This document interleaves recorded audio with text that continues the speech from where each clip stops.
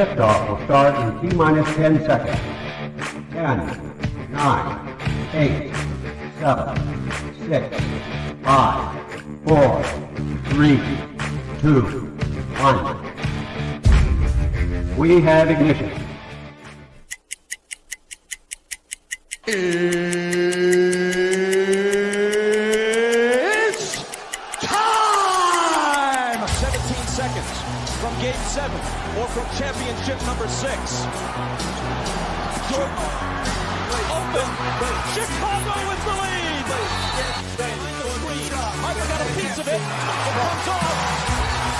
The Chicago Bulls have won their 6th NBA championship. Tying run at second, 2 out. Palmero over the head of Jenks. Uribe charges, throws, out! And the White Sox have won the World Series.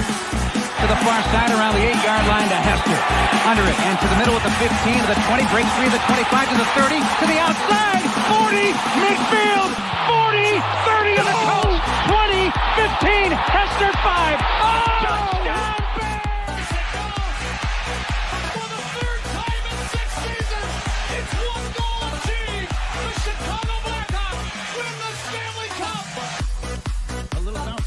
Toward Bryant. He will glove it to Rizzo.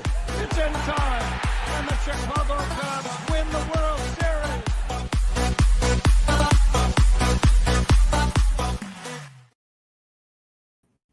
What up, what up, what up? Welcome to Shawn and Maya in the morning on this TGI Mickey Vicky Friday. It's the weekend, baby. And I'm your boy, the SuperBack, Shawn Sierra, coming to you live from San Francisco. I am fired up. Man, just got out. I was down at a little fitness center earlier. Got a little workout in. The lady must have thought I was crazy because, mind you, my body's still on Chicago time. Okay, my body's still on Chicago time. So I woke up here at 2 o'clock in the morning. I woke up at 2 o'clock in the morning and called the front office, and she was like, "I said, is the fitness center?" I said, "Where's the fitness center? And is it open 24 hours?" She's like, "Yes, I can show you where it is when you come down." I'm like, all right, excellent. Oh, man, but I'm fired up to talk to you, man. We have a great, great show for you. Ooh, gee. Sounds bad, huh? I do not have my headphones. Shish kebab.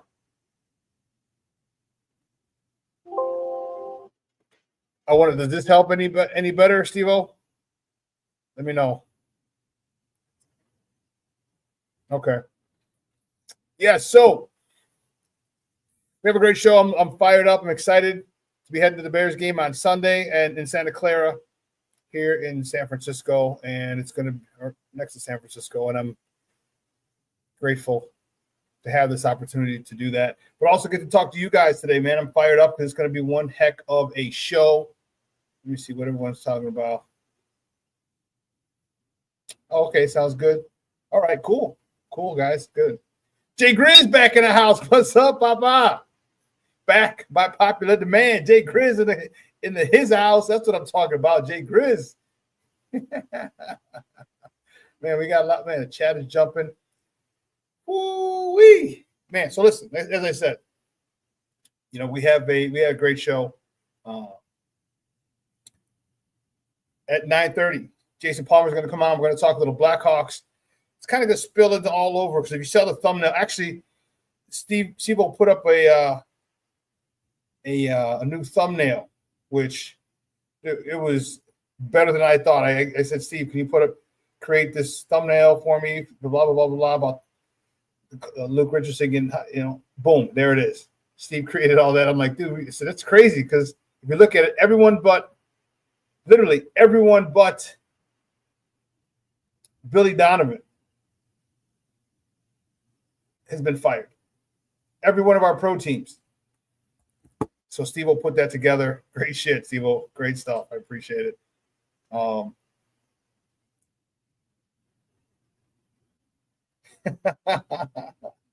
Listen, so it's weird because you kind of get thrown off once I went off on a tangent.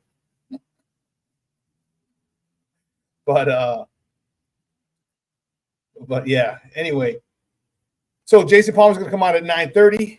And then my guy just confirmed, just texted me right now, Herb Howard going to join us at 10, talking Bears. So I'm really, really excited about that. We're going to talk a little Bears. I think Herb will probably be out in San Francisco either today or tomorrow. I know he's going to be covering the Bears out here as well. He travels with the team to cover them. So that's good stuff. Listen, if you're watching this on our Facebook channel, if you're watching this on Facebook, excellent.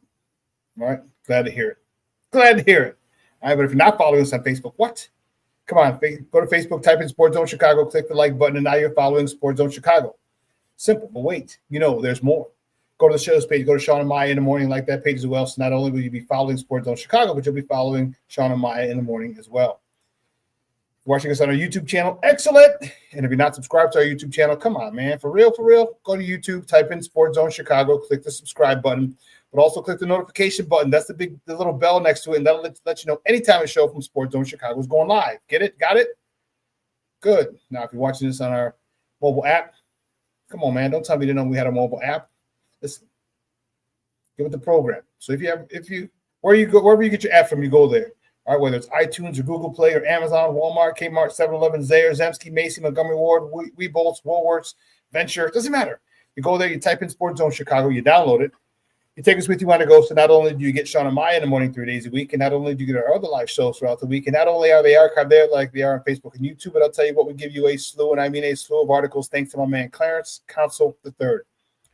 Big up to Clarence for keeping you abreast of all articles Chicago sports related. Now, if you're watching us on Roku channel, I like that kind of party, baby. And if you don't know, you better ask somebody. Sports Zone Chicago has our own Roku channel. Do us a favor, download Sports Zone Chicago's channel to your television. You can watch us on the big screen. I put us there next to Netflix, Hulu, Prime, HBO Max, Apple Plus, Disney Plus, Paramount Plus, Stars. Put us there next to the big boys. You can watch us on the big screen. Help run a big screen, right, Mickey now. You can also tweet the show. You tweet us at Sports Zone Shy. That's CHI at Sports Zone Shy now. If you want to follow me, let me tell you what I did for you, folks. Let me tell you what I did. All right, I made it nice and easy for you. All right. Simple. All one handle. Facebook, Twitter, Instagram, Snapchat, and TikTok. All one handle at the Shawn Sierra. Man, I told you we got a great show. 9:30, Jason Palmer's coming on, talking a little Blackhawks. 10 o'clock, Herb Howard, my man, is coming on. So I'm excited to talk to actually both of them. We got a lot of good conversations. Well, listen.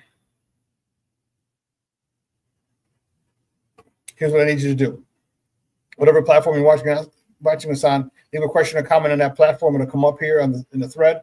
We'll put it up on the screen. We'll incorporate it into the show. And that, my peoples, is what makes this the best morning Chicago sports talk show around. And that's you.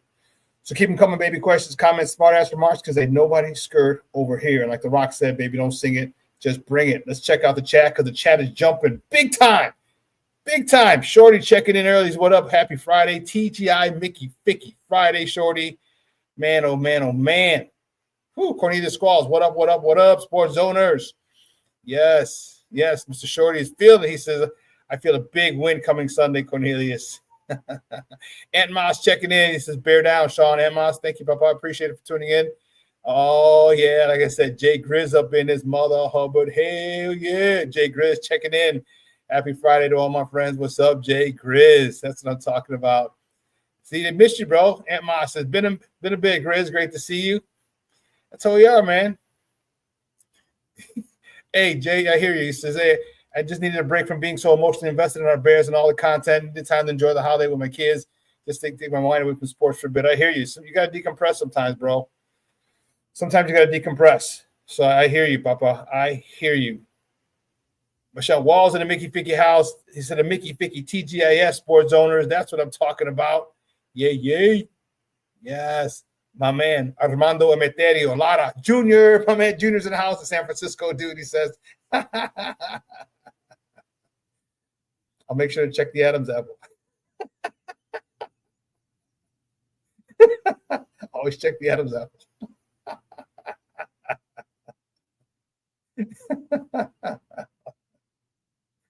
Sorry, I just had to say it. Oh, man. Oh, King Booker World checking in. He says, salute, chat. And Shawn, what's up, King Booker World? Oh my goodness. It's great. Everyone exchanging pleasantries in the chat. And listen, I don't know a lot about a lot, but I do know this. More of the usual suspects will chime in as the show goes on. That, my peoples, I can promise you. I'm telling you, this has been it's been a really, really cool cool trip so far. How's the weather out there in the Bay Area, SuperBack? Jay Grizz, it's really, really nice. Peep this. So when I got here, first thing I did, because this is actually my first time in San Francisco. So I'm at the airport. All right, I took a picture of this, but this is out of my window. So you got mountains in the background, and then to the left of that, if you see all the way at the top or like between the buildings and the upper and the right, that's the bay. So I'm not too far from the San Francisco Bay. So let me get rid of this. I will tell you this. First of all, holy shnikes. It's all I got to say. First, on my flight in from Phoenix, I had to stop over in Phoenix. So from Phoenix to San Francisco, we had a dude who had a seizure 2 rows in front of me. Dude, it was freaked out. Let me tell you, I was freaking out. I'm like, oh no. I'm like, oh, I'd hate to see someone die on this plane and have a dead body for the next 30 minutes because Phoenix to San Fran is only an hour. I was like, I'd hate to see it have a dead body here and for the next 20 minutes. It was freaky. Luckily, there was a doctor on the flight. He assisted the gentleman. The gentleman actually got up and walked off the plane. He got up and walked off the plane. That was the first time he'd ever had a seizure, he said. And when I came off the ramp, they had him on a stretcher, but he was fine and coherent. Dude, that was crazy. When I say crazy, I mean crazy. He was like 2 rows. I was in the middle seat because don't even ask. Southwest open seating, so I wasn't able to get. Jason, I sent it to you. I emailed it to you. I sent that to you. I sent it to. Let's see.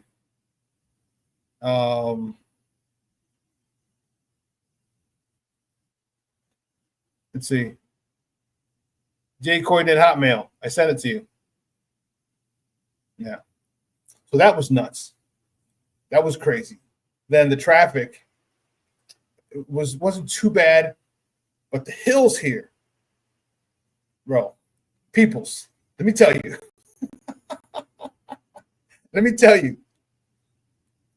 The hill to get up that I had, the final hill to get up here into the hotel,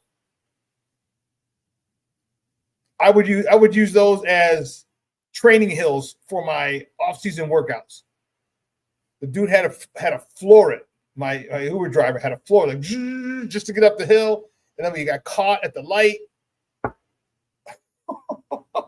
I'm sitting like this in the car on the hill. I'm like, thank God you don't have to drive stick or learn how to drive stick here. Dude, that was crazy. So the temperature is, to make a long story longer, the temperature is about 60 degrees. All right. So it's pretty nice here. I can't complain. It's I can't complain.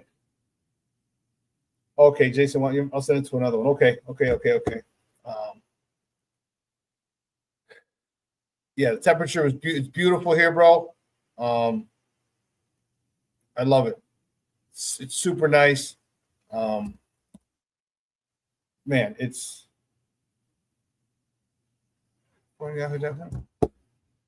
yeah. All right, Jason, I just sent that to you. But I'll give you the weather. It's supposed to be 60s the whole time here. Well, let me double check. Right now it's 47 degrees. It's going to be a high of 63 today. Saturday 60. Sunday game day will be 61. Monday, I'm leaving Monday morning though. It's going to be 62. So low 60s. Definitely going to go hit Chinatown today. Trying to hit the Golden Gate Bridge and Alcatraz tomorrow. And maybe Sunday before the game. Remember they're playing 1 o'clock here. It's 3 o'clock your time, 1 o'clock here. So So I don't know if I'll be able to get to the Golden Gate Bridge, but I definitely want to go walk it. You know, it's a mile long. Dude, that'd be dope. But yeah. But yeah, it is. I like it. It's beautiful, beautiful city. It's really weird. It's like Skid Row at one part, and then boom, it's like the gentrified part as we're driving up to, you're getting to the hotel. So it's a pretty wild setup.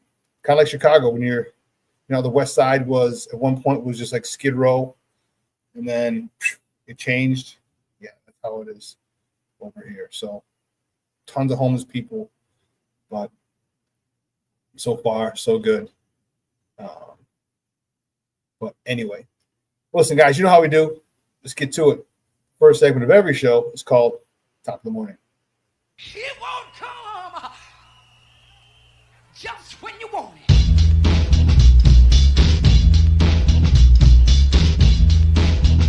Top of the morning to you. Top of the morning to you. Top of the morning to you. Let's see, which way do we go? Which way do we go? Which way do we go? First Top of the Morning topic. Let's do it. The Bulls. Yeah, baby. The Bulls with a big win yesterday. Fired up. Our bullies. Oh, yeah, I don't see that. Fire. The Bulls beat the San Antonio Spurs 139-124 yesterday down in San Antonio. Nikola Vucevic. 39 points, 8 rebounds. Ayo with a triple-double, 27 points, 10 rebounds, 11 helpers. Zach LaVine, almost triple-double, 11 points, 9 rebounds, 9 assists. Dalen Terry, 12 points. And Matas Bucelis, the youngster, the 19-year-old, the rookie, 11 points, 7 rebounds. Listen, I told you, this kid is it. I'm fired up for this young man. This kid gets it. He's got an attitude. He's extremely, extremely talented. He's got he plays with an edge. All right. He's trying to dunk on your head. He doesn't play the soft shit. Doesn't lay it up off the glass. He's dunking on your head. All right. It's coming. It's coming. He ain't playing. It's coming. Now he just got to get some meat on his bones and he'll be in a much, much better situation. But I like this kid. Really, really happy for him. But moving on to the next Top of the Morning topic, the Bulls host the Indiana Pacers tonight at the United Center. Tip-off is at 7 o'clock Central Time. You can catch that game on Chicago Sports Network or listen to it on their flagship station, 670 a.m. The news, the next Top of the Morning topic, the news that rocked the Chicago sports world yesterday. Man, oh, man, oh, man. The Chicago Blackhawks have fired head coach Luke Richardson. Richardson's record was 57, 118, and 15. Right now, they're currently 8, 16, and 2. The Ice Hogs head coach Anders Sorensen was named the interim head coach. So, if you saw the thumbnail, we showed you earlier, all the coaches except for Billy Donovan of our pro sports team have been fired within the last year. Wow. Sticking with the Blackhawks host the Winnipeg Jets at the United Center tomorrow for a matinee affair. Puck drop is at 3 o'clock Central.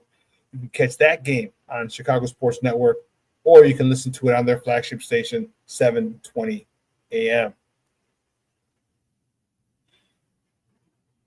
Keeping it moving. Sad note, the next Top of the Morning topic. Wow, this is terrible. This is unfortunate. Former White Sox slugger, Bill Melton, passed away. All right, radio White Sox broadcaster.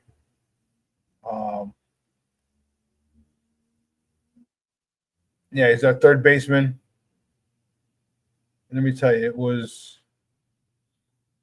he died in Phoenix after a brief illness. He had 33 homers in 1970 and 1971 when he led the American League. He made his lone All-Star appearance. At that particular point, no White Sox player had ever hit 30 home runs in a season or led the league prior to that. All right, he had 154 homers with the White Sox from 1968, 75. That was a club record. until Harold Baines broke it in 1987. My man Harold Baines. All right, then don't forget he also was an analyst. All right, became a television analyst on WGN in 1998, and he joined Comcast Sportsnet in 2005.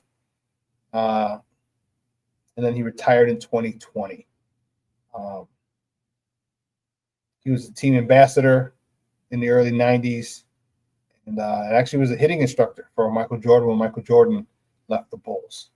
So he will be missed. Belton Bill Melton, rest in peace.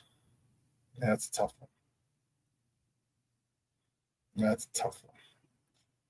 The next top of the morning topic is why we're here. Why I'm out here, baby. The Bears.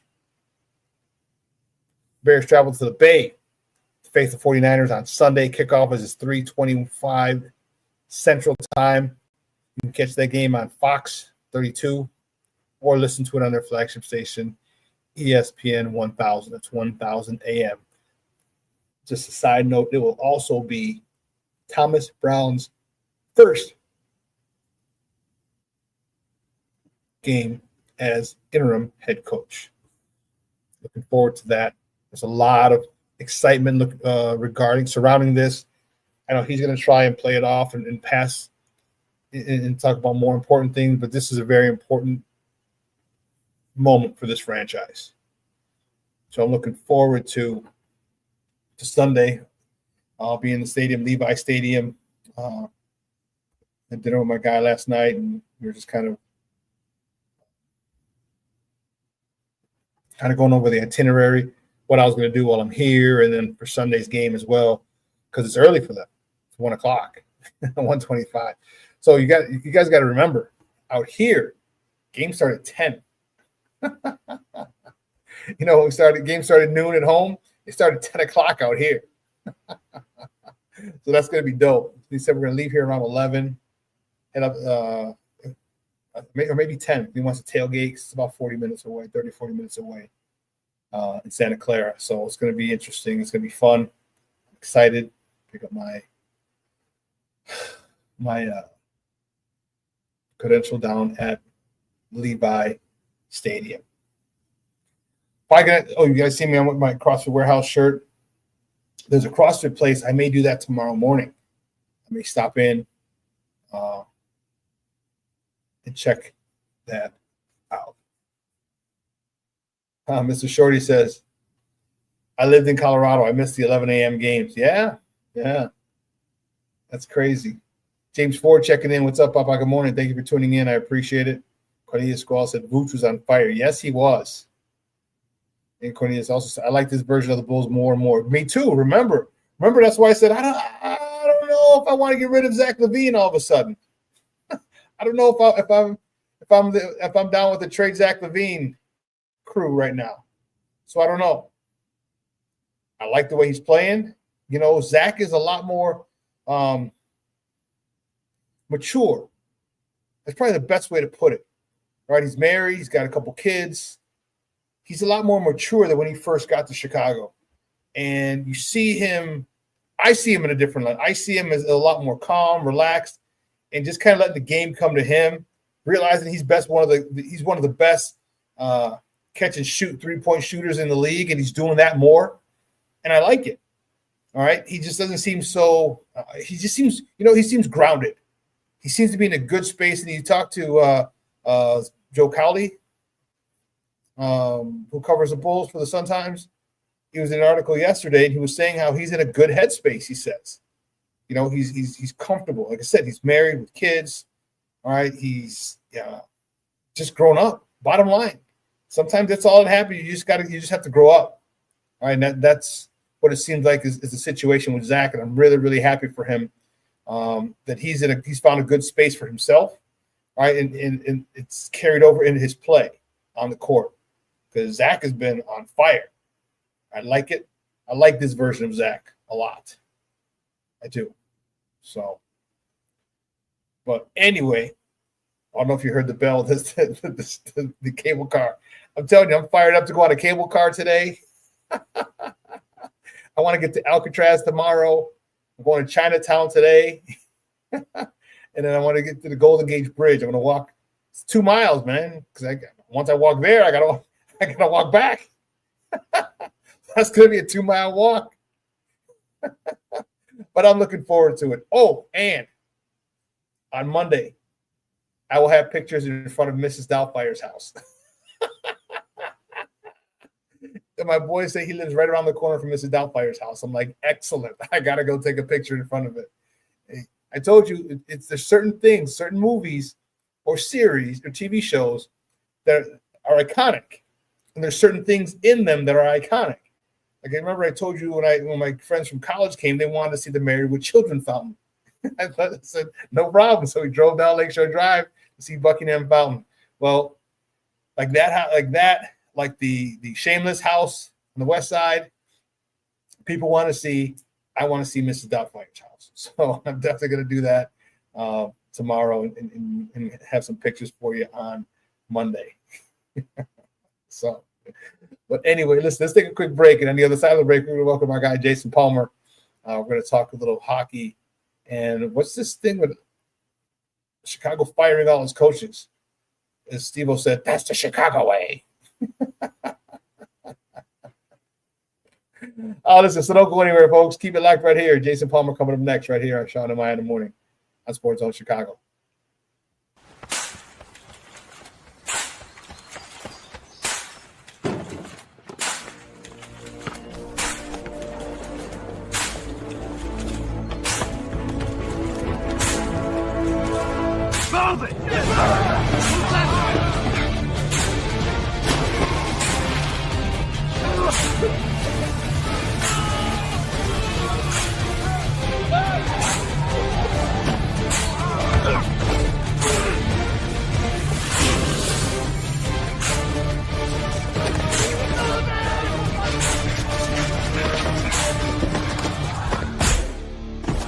Many will hear the calling.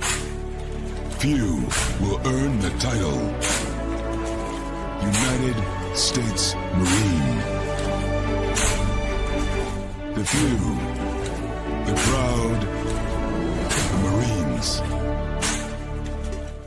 Hey, it's your boy, the SuperBack, Shawn Sierra, and be sure to follow Sports Zone Chicago on all social media platforms, on Facebook, Instagram, and our Roku channel. You can find us at Sports Zone Chicago, and on Twitter, we are at Sports Zone Shy. Also, be sure to download our mobile app so you can take Sports Zone Chicago with you on the go.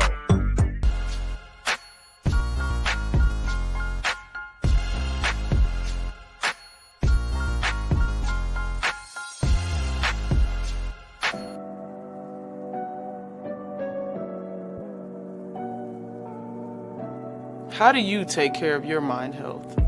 For my mental health, I meditate in the mornings. I have my dogs. They're the best. I just find ways that help me just relax. Finding things that make me happy, like being close to my family. I meditate a lot and read books. I have hobbies outside of the game. I'm able to switch off. I'm able to turn my brain off from the game of basketball. Your mind health matters. Your mind health matters. We are looking for a few heroes, mentors, trailblazers, innovators, a passion to change lives, spark curiosity, open hearts, and awaken minds, help students answer the question, who am I? This could be your calling, but this is no job. It's the journey of a lifetime. Be a hero. Be a teacher. Mental health and learning disorders don't discriminate. 17 million children and adolescents in the United States live with disorders like anxiety, depression, ADHD, and dyslexia. Less than half get the help they need to thrive. Help the Child Mind Institute change these children's lives. Visit childmind.org.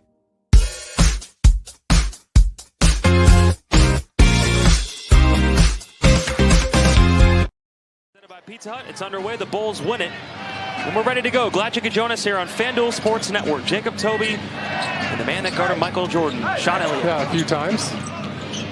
I'm not going to tell you the outcome of those. And there's Zach LaVine, who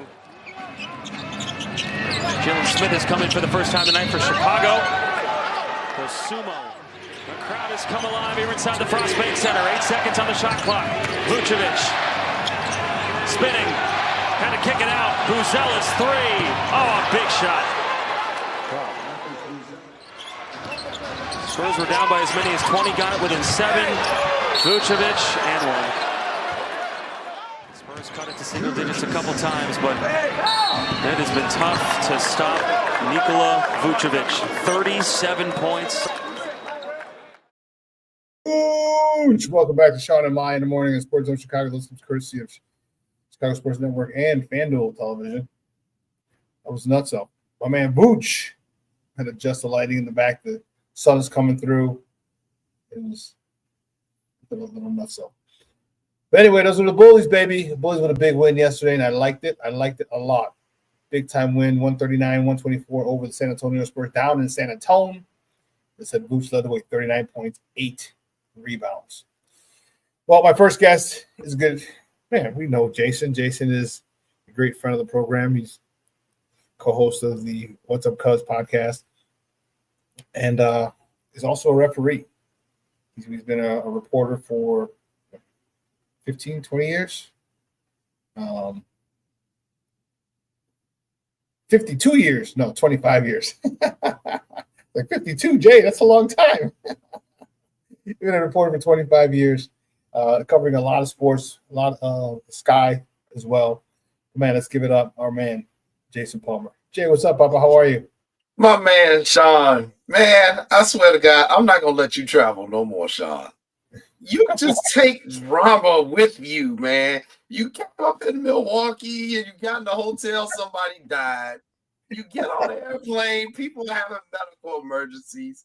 Then you land in San Francisco and they have a tsunami warning yesterday. Dude, there was an earthquake. There was an earthquake a little way further north from here. I'm like, and I got so many texts like, are you okay? Because they said Northern California, so people knew I was going to San Francisco. They're like, are you okay? I'm like, no, that was even further north than San Francisco. I can't do nothing right, man. You leave no more. Just stay at home, Shawn. You just keep your ass in Chicago, fool. You're causing problems all over the earth now. My God. Natural disasters. That's crazy, man. Crazy. Hey, good to see you, man. Good to see you. Happy Friday. Actually traveling myself this weekend. Wife traveling with me. We're heading to Cleveland because I got to work. So she gets to kick it. I get to work. That's the way that goes. So, dude, Joakim Noah said, "Who goes on vacation in Cleveland?" Yeah, it's work, man. Big boys, big boys national volleyball tournament. I'll be there refereeing for the next couple of days. So, yeah, man. Great to be here, Shawn. We got some stuff to discuss. I got an alert text that Kyle Davidson, the Blackhawks general manager, actually will be speaking in about 15 minutes. So by the time I get off of here, I think he's going to have like a 10 o'clock press conference to discuss what went into his thinking for firing Luke Richardson. And just to got to correct you and Steve on the graphic that you had earlier. You got your graphic, the Chicago way up. You post it up. I see it's in your background there. Mm-hmm. You made a mistake though, Shawn. I gotta tell you, you missed one. Which one? You didn't. The Chicago Fire also fired their head coach November. But it's soccer. Nobody cares about soccer. They don't. But it just shows you the sorry state. The Irish people, the German people, the Mexican people, the Spanish people, the Argentinian people. Oh, nobody else cares. The European people, the South American people. No one else, besides them, nobody else cares about soccer. Oh, God. So they fired their coach November the 12th. So it hadn't even been a month since they fired their coach. So I'm going for everybody. I'm on Billy Donovan watch. He should be nervous right now. And I'm saying that Grim Reaper would be like, Billy, come out to play, Billy. Hey, use the Rosie. Billy, you next, Billy, you. Oh my God. I was like, wow, everybody is fired. Don't come to Chicago to work. That's all I can say. But where do you want to start with this topic? We can go all over the place here. Well, yeah. So let's talk about Luke Richardson and why he was fired. I mean, his record was not very good while he was here. As I said, he was very poor. He was 57, 118, and 15 Yeah. Okay. And currently they're sitting at 8-16-2. Now, how much of that is his fault and how much of that is Davidson's fault? Because you're the one cooking you're the one giving me the groceries. Right. So following the beat reporters, our good friends Phil Thompson of the Chicago Tribune, who we've had on What's Up Cuz, along with Scott Powers of The Athletic. I kind of saw this coming earlier in the year. Now, Ben Pope and I disagreed. Ben is covering for the Sun-Times, and Ben said Kyle Davidson was committed to Luke at least through this season. I told Ben, I don't see that happening if this team doesn't do well, because he went out and he did bring in a bunch of veteran free agents. And the first sign for me that Richardson might be in trouble was he did a healthy scratch earlier this season on Andres Anastasiou, who Davidson had extended in the offseason. And then he also did a healthy scratch of Taylor Hall earlier this year as well. And those two, I was like, that seems kind of weird to do that to those two veterans that you paying a lot of money to. After the CU, they ended up sending it all the way down to Rockford. This is going to be interesting. Here's what I observed, and here's what the reporters are reporting. What I observed was that this team just wasn't responding to Richardson in games. The Blackhawks have squandered so many third period 2-goal leads this season. That's the first bad sign. I think the main bad sign that we've all seen is that Connor Bedard has somewhat regressed.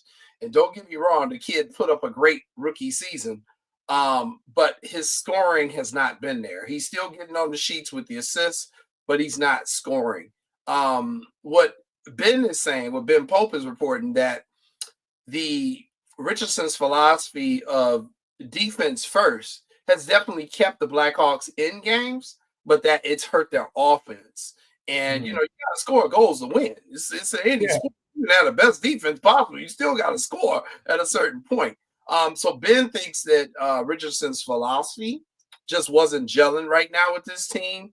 Other things that you can say about Richardson was, where was the development coming from these young players? That is what they want to see. They've drafted a lot of young players the last couple of years in the draft. Some of them are still down in Rockford, like Frank Nazar, your first round draft pick this year, the defenseman. He's not expected to be up for a couple of years, but there hasn't been that next step that you kind of want to see with your young players. And I think that also definitely hurt Richardson. Couple of things also from the beat reporters. And, if you really want to know what's going on with the team, I always tell people, follow your beat reporters, follow your Mark Lazarus and those guys. And one of the things that also came into play, Shawn, is, remember, the Blackhawks this year are playing in the Winter Classic. I got my jerseys on. Yesterday they had the big press conference. They were advertising this. Yes. Well, if you watch that game that they just played 2 nights ago against Boston, the original 6 team in Chicago, United Center wasn't packed to the rafters, and the energy was very low. A lot of the beat reporters were sending me pictures talking about how empty it was, how there was no energy in the building against the original 6 team, and you're trying to build up momentum to this big international event, which is the Winter Classic in a couple weeks. And the Blackhawks may be learning from the Chicago Bulls when they hosted the All-Star game that year, and was a complete disaster that was going on, and fans were spending more time trashing the franchise than they were celebrating the All-Star game. I think that played a big part, Shawn, into why they decided to pull the trigger now on Richardson. When you start seeing sales of sweaters and hats and ticket sales declining, that gets an organization's attention. And I just think they just couldn't wait any longer to make this move. I thought it was a good move from a hockey standpoint, but I also think that the failures on some of the marketing strategies that are taking place, they don't want to go back to the Blackhawks of the 2000s when nobody was watching games, nobody was going to games. And I think you add to that the complete cluster, with the rollout of the Chicago Sports Network. And that was just a disaster. I wasn't able to watch the have game. it ready, dude? How do you not? This has been in works for over a year. How do you not have that ready? How do you not have the contract signed with Comcast? I think Comcast was being petty because they're not on Comcast Sportsnet anymore. I think they were pissed. Or NBC Sports Chicago. I think Comcast is being petty, personally. Yeah, and I don't disagree with that. But there were just so many other things. So like they have the over-the-air antenna that you could pick the games up on, and they had it, in all these markets. And here in the Wisconsin market, we didn't get it until last week.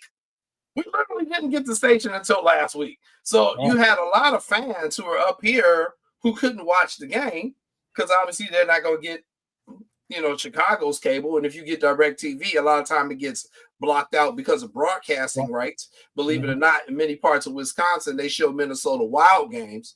Right. So the only way they could do it was to, get the over-the-air signal. And they just got the station last week. So, I mean, there was so many issues with that.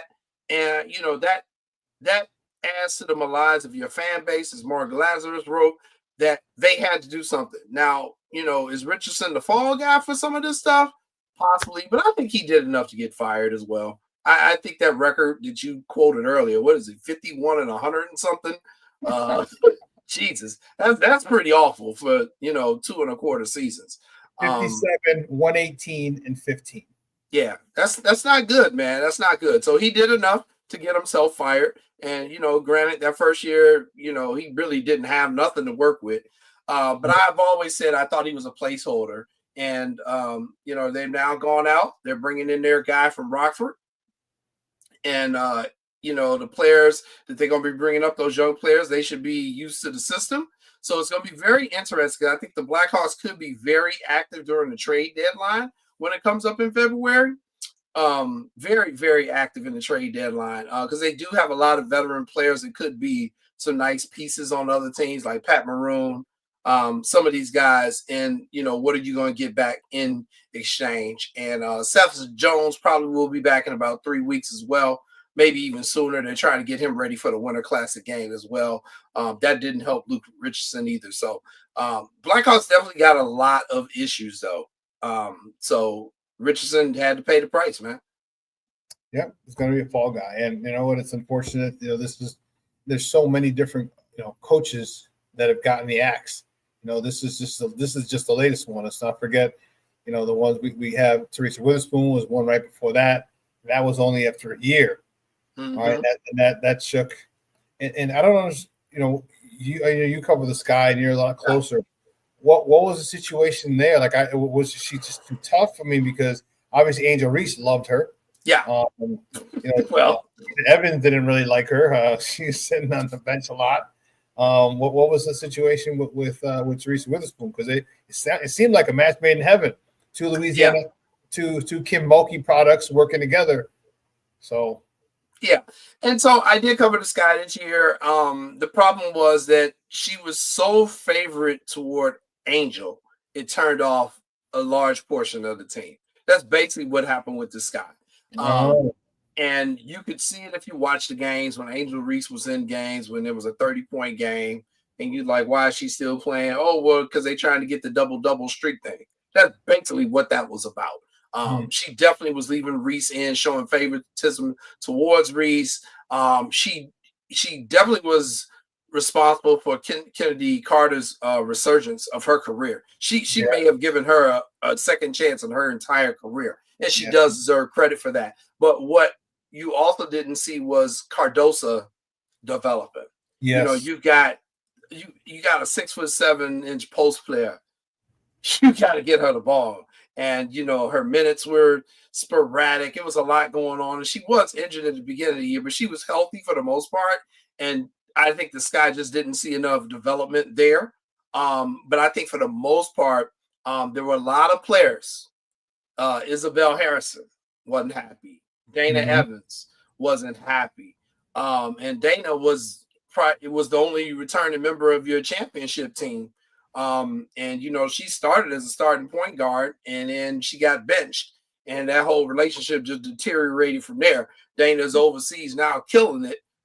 So it could have just been that she wasn't responding to Witherspoon's system. So there was a lot going on with the Sky in terms of the personality clashes that were going on behind the scenes. And, I think now, you're bringing in a new coach, a brother who comes highly recommended. It should be very interesting to see what the Sky do. They're going to have a number 3 pick this year as well. And other news, Chicago and Jewel Lloyd has requested a trade from Seattle. Yeah. Lloyd, an Olympian, a heck of a ball out of Notre Dame. She wants a trade. Do the Sky have the wherewithals to make an offer to bring Jewel back? Because I think she would definitely give you that scoring that you lost when you traded Kalia Copper. So if they can find a way to get Jewel Lloyd and hold on to that number 3 overall pick this year, the Sky have a chance of rewriting their ship rather quickly. And the bottom line, Shawn, is we need these Chicago teams, all of them. The Bears, the Sky, the Blackhawks, the Bulls, the White Sox, for the love of God, and even the Cubs. They all have to be better. I've never in my lifetime, I don't know if you can remember, I never remember where everybody wasn't average or bad, but everybody was like terrible. The White Sox were the worst ever. The Blackhawks are in last place. The Bears are in last place. Like, we have everybody in last place. I can never remember where everybody was this horrible at once. Yeah, there was always one team that was good. I mean, the Cubs were good for a while. Then the Sox would be good for a year. I mean, Steve-O said in the back that they had to go back to the late 70s, early 80s for this stuff to happen. And when they're all this bad, and it's, and Samo says the White Sox are hopeless. I agree. And they're asking about the status of Kennedy Carter. Dude, I'll tell you what, Kennedy Carter had a phenomenal season. She plays with that edge. Yeah. She plays with an edge, but man, and if you could just reel her in, just kind of control it a little bit, and keep it directed, focused and directed in a positive manner, man, Charlie, I like her attitude. I like her resilience. I like the way she pushes the envelope. I like the way she plays. Man, love Kennedy Carter. And you're right. Teresa Witherspoon was literally responsible for getting her career resurrected, because she's going to go on, because now she got confidence. So now she got that confidence back.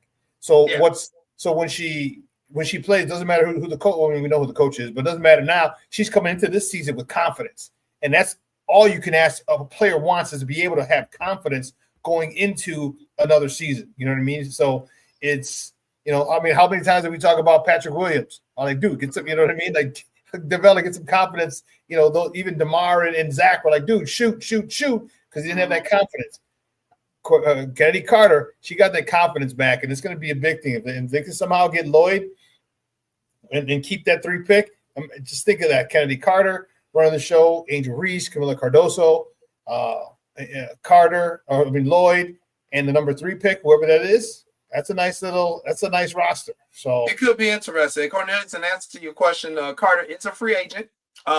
She has not ruled out returning to the Sky. However, in her exit interview, she did not rule out coming to the Sky when we interviewed her at the end of the season.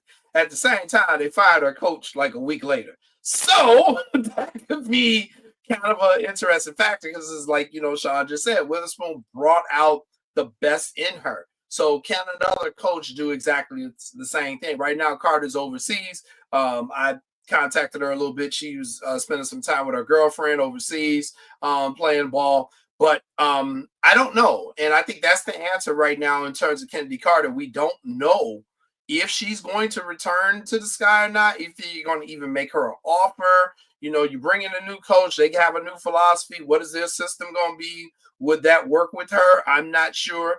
Going to be interesting. The Sky have a lot of questions. They got a lot of openings, though, and it's still Chicago. So it's still a major market. And when you talk about WNBA, it's a huge market because they don't have as many teams as other leagues. So Los Angeles, New York, and Chicago are literally the 3 big markets in the WNBA.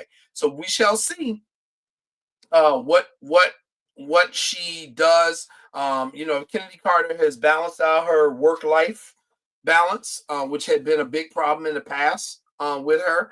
If she's balanced that out, can come back and contribute, yeah. But I also think if the Sky make a play for Jewel Lloyd, do you still add Carter to that mix? I'm not really sure. I think one thing that the Sky need more than anything else is some outside shooters. More than anything, they need some outside shooters because they didn't have none of that last year. And the Blackhawks need scoring. They need some scoring. And I think, Lazarus hit it right on the head where he said that defense first mentality, it'll keep you in games. It'll stop you from getting blown out too much. But how many times this year had the Blackhawks been blanked on the scoreboard because they couldn't put the biscuit in the basket?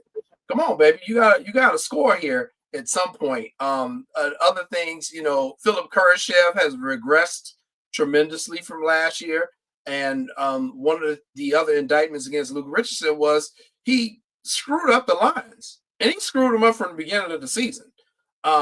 He took Kurashev off of Bedard's line, and those two were magic last year.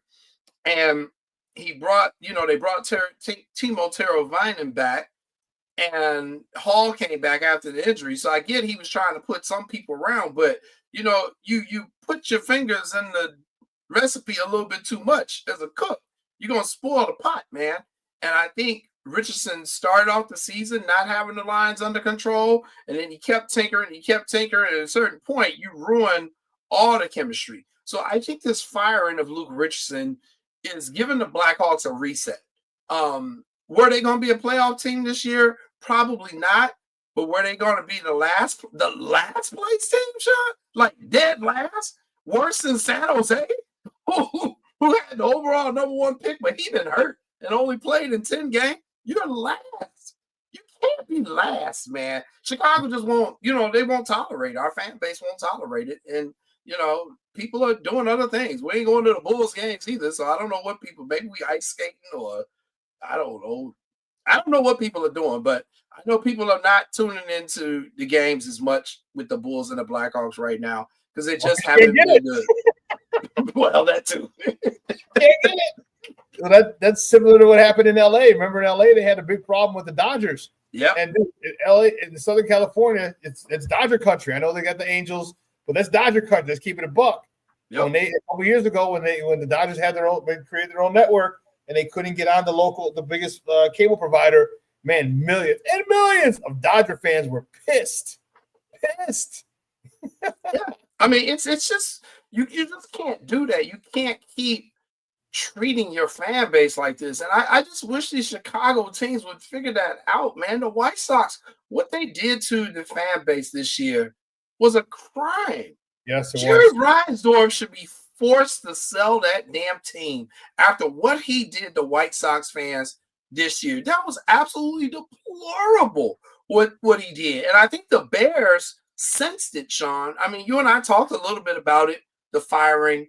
I think they sensed it. I think the ownership sensed it because the players had such a rebellion. But the fans have been feeling the same way the players have about Eberflus going back to last year. And, you can't keep doing things the way you've always done them. My cousin and co-host Lance says that all the time. You have to change the culture. So I think right now what Chicago is going through more than anything else, and to your guests listening, they'll probably agree with me, we're going through kind of a sports culture change in Chicago where the fans are basically willing to say, I'm kind of done with the team right now.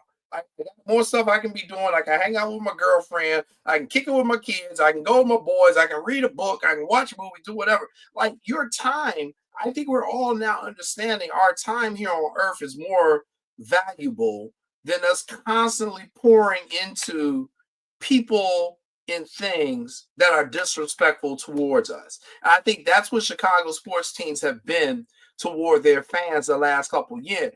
They've just been outright disrespectful because they haven't even been trying to improve their products on the field, making terrible personnel decisions, being cheap on hiring head coaches, not having your TV deals in place, and then asking for new stadiums. Let's keep that book, okay? The Fire want a new stadium. The White Sox had the nerve to ask, I don't know what the hell Jerry Rondor is thinking of. He wants a new stadium. The Bears have been trying to get a new stadium for 3 years. That's the type of stuff that will make your fan base turn on you when you're that terrible and you're asking for taxpayer money when we got teachers who can't get a contract and police officers and city workers, and we got all these other things going on. Your sports teams, they can't come at you like that. And so what we're seeing in Chicago right now, I think, is a sports culture kind of rebellion, I'll say, from the citizens and the fans of these teams. Like, no, you got to do better. We deserve better as Bears fans. We deserve better as Bulls fans. And again, what's up, Marshawn? I think Billy Donovan should be the most nervous person in Chicago right now. Yeah, it's a shame. This Eberflus thing, like, I didn't really think that they were going to do what they did, and that's fire someone a head coach midseason. But like you said, and Lance says, you want different, you got to do different. And this is what they're doing, and hopefully it pays off. My next guest, Herb Howard, is going to be jumping on in a few minutes, and I'm excited because I hope this brother Thomas Brown can really get it going. He's got the ear, he got the attention of his players. Right, he's straight up. He's in your face, but he's not. You know what I mean? Like, he is just direct. He is just direct, and they respect it. Right? He's an alpha male, and you need an alpha male to lead alpha males. And it's to this point is good. Now, can it work with? Can it work? I don't know. We're gonna find out. So we're gonna find out. Just got a report from the press conference. I'm gonna jump out of here and get into it. But Davidson said Luka Richardson's assistant coaches will all remain on the staff, but that their new head coach Sorensen will have the autonomy to divvy up their responsibilities as he sees fit. So the assistant coaches will all stay, but the new head coach will have the autonomy to divvy up their responsibilities. So, we'll see how much autonomy he really has, because that's the other problem we've seen in Chicago. Who really has autonomy and who's got to do what the general manager says. So I always get nervous with Chicago when they do that stuff. So we'll see, man. We shall see, Shawn. I'm going to get out of here, let you bring on Herb. I'll be listening in the background, and you enjoy the time out there in San Fran. Give us some good report. Hurry up and get your ass back home for a damn volcano blows up or something with you. Can't send you nowhere. Good Lord. Marshawn, we got to keep his ass at home, Marshawn. He causing world events now. He didn't even get off the plane and stuff was happening. Oh, man, you're a fool, Jay. I love it. We'll talk soon, man. Thanks a lot. All right. Peace out, Shawn. All right. That's funny. Jay and Lion, man. Holy cow. That's nutso. Listen, we're going to take a quick break, and on the other side of the break, we're going to welcome my man's and now, Herb Howard. All right. We're going to talk a little Bears, so don't go anywhere, folks. Keep it locked right here. Shawn and Maya in the morning on Sports Zone Chicago. Hey, it's your boy, the SuperBack, Shawn Sierra, and be sure to follow Sports Zone Chicago on all social media platforms, on Facebook, Instagram, and our Roku channel. You can find us at Sports Zone Chicago, and on Twitter, we are at Sports Zone Shy. Also, be sure to download our mobile app so you can take Sports Zone Chicago with you on the go. Time out. How are you feeling right now? Happy? Excited? Angry? Overwhelmed? One of the best things you can do for your mind health is to name what you're feeling. It can sharpen your awareness and help you talk about your feelings with someone you trust. Here are 3 questions to ask yourself. Where are your thoughts right now? In the past, the present, the future? Do you notice any sensations in your body? Is your heart beating fast? Is there a flutter in your stomach? Or are you fully relaxed? What do you need right now? Time with others? Time to yourself? Remember, there's power in this awareness. So find ways to identify what you're feeling today.